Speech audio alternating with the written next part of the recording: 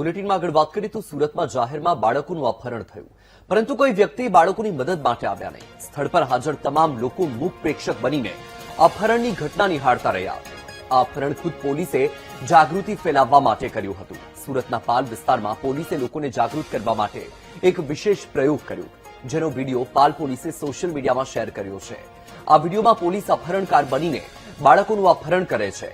આ સમગ્ર ઘટના સામાન્ય નાગરિકો જુએ છે, પણ બાળકોને બચાવવાની તસદી લેતા નથી. જેથી પોલીસે વિડીયોના અંતમાં લોકોને અપીલ કરી કે તમારી આસપાસ અજાણ્યા વ્યક્તિ સાથે બાળક શંકાસ્પદ હાલતમાં જણાય તો તરત જ પ્રતિક્રિયા આપો.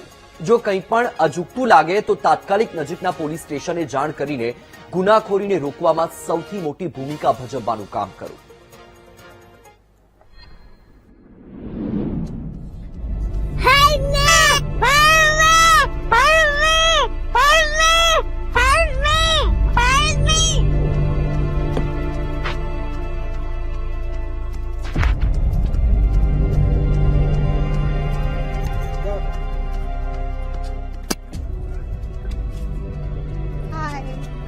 શું નામ છે તારું?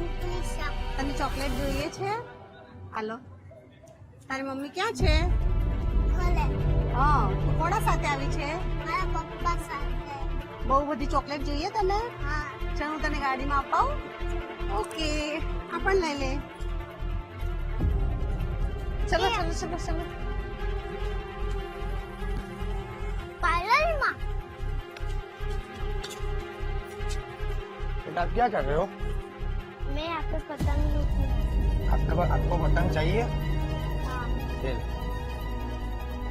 और पतंग चाहिए आपको? हाँ. मेरे पास बहुत सारे दोरा और पतंग पड़े हैं गाड़ी में. आप आओगे? हाँ मुझे. चलो.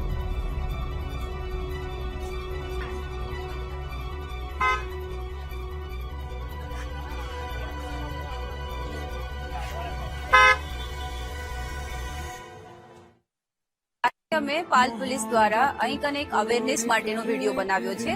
તમે અત્યારે જોયું કે એક નાની બાળકીને કોઈ લઈ જઈ રહ્યું છે. તમે લોકો સામે જોઈ રહ્યા છો, છતાં કોઈ રિએક્શન આપતા નથી.